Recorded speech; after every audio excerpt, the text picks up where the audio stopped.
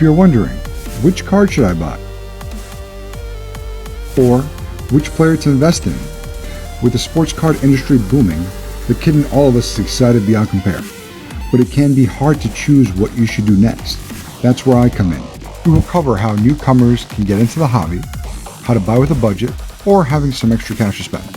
We can talk about cards to buy, hold, sell, which are the smart players to invest in right now and in the future, and have a little bit of fun along the way. Talk about the top games coming up, fantasy drafts, and everything under the sports umbrella. Welcome to Modern Day Sports Card Investor.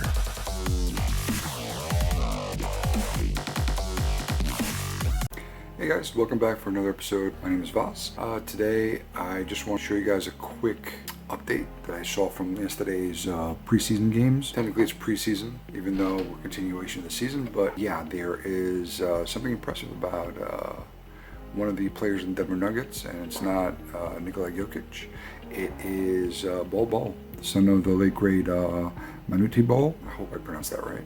It was a little before my time, but yeah, he impressed yesterday with the double-double, 16 points, 10 boards. He definitely looked ready for this preseason game. We also see his prices on eBay have increased as well. I actually looked into him a few weeks ago. Again, during quarantine, all I was doing is working from home and doing research from home. I had bought a lot of Panini Prism this past year, and I do have a lot of the rookies. Besides Zion, Ja Morant, all the big names, I always look at the other players as well to see if there's any trends going on for certain players. So I had gotten a few of his cards, but yeah, today I looked up what was going on with his cards, and wow, it jumped. Everything jumped. So if you can get into it now, before another preseason game and the season goes on and he gives more double doubles, his price is just going to increase. So if you can get in now, it would be good. If you can find some deals, that's what we'll be looking at on eBay right now. I'll show you guys how I do my research. The first thing I'm going to show you is Bol Bol's Prism rookie card, 2019, of course, 2019-20 on eBay. And as you can see, these are the ones that ended recently. So we go down the list. Now these are one bid, $125 for his silver, $130. This has all happened today, sold today. So if you can find some end listings right now, there are some deals here. Also, these guys, what they do is they sell your cards for you. So they get a little cut, of course, but they have a big following. So that might be something you might want to consider later on. If you have high-end cards you definitely want to get a good price for, they might be a place to go. His cards were mid-range, I would say, before all this happened. So that's why I was looking for his Panini Select, Courtside, any silvers from Optic. I like going to 130 point because it actually shows you eBay sales. If you click on this link, search eBay sales.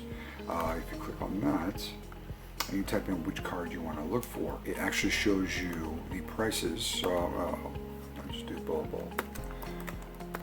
Bol Prism rookie card and submit. And this will show you actual prices sold. So it'll show you the auction prices and it'll show the buy now prices, but the best offer accepted as well.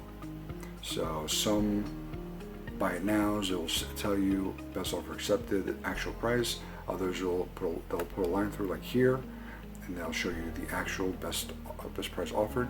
I know this is true because when I've sold cards at buy it now, and I sold it at a discount to what I had posted, it actually showed how much I sold it for. So this is legit. So these are recent sales today.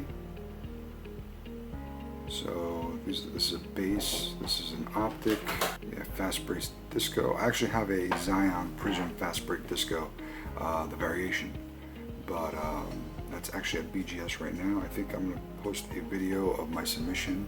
I did record me putting the cards into the package. I always do that before I send it out, God forbid something happens, there is a record of me actually sending it to Beckett or PSA, whichever I choose. I haven't actually gone through SGC yet. I'm thinking about it, but I'll stick with what I know. Yeah, that's the best advice I can give. Now I do have one Bol Bol from Prism, which is numbered to 75. Now I'm sure that price has gone up as well. Now I have to decide when I'm going to send that for submission as well. But again, he is showing promise. Will he be the next big thing? I don't know, who knows. But his stats so far are pretty good. He is playing with the Joker, so he definitely has good players next to him. He can shine. He can move up. He's still young. If you can buy low now, find some, either go on maybe COMC or go in basketball groups on Facebook, see if there's any, scroll down the listing, see if there's any Bol Bol, if anyone has it. Get it today or tomorrow, because after that it might go up and it might be out of your price range. So I don't want anyone paying too much for this card, because again, we don't know where he'll go. Right now his price is trending upwards. Yeah, so what I'm trying to do is get you in the ground floor. Even if you're paying 30, 35, 40 bucks for a card, in the next few weeks that could double, triple, depending on the card. If you get already graded, you might have even more profit. He comes from Legacy, so some people did scoop him up prior to yesterday's game. As you can see, one sold for 200. That seems a little high though. But again, that was yesterday, so maybe someone tried to snatch it quickly, and that was Draft Picks. That was a silver from Draft Picks, which is the box that came out before actual Prism. Panini Draft Picks isn't as highly regarded as regular Prism, but some people like it. Some people like to collect Draft Picks. Also, one of the reasons why it's not as highly regarded, if I click on it, yeah, that is pretty small. But let's go here. If I click on it, that was sold yesterday.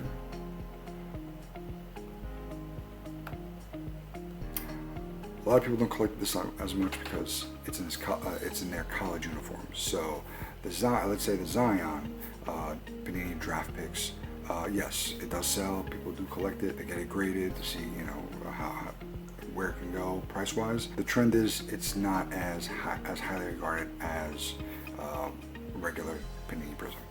So to end this episode, I'll tell you a little bit about one mistake I made.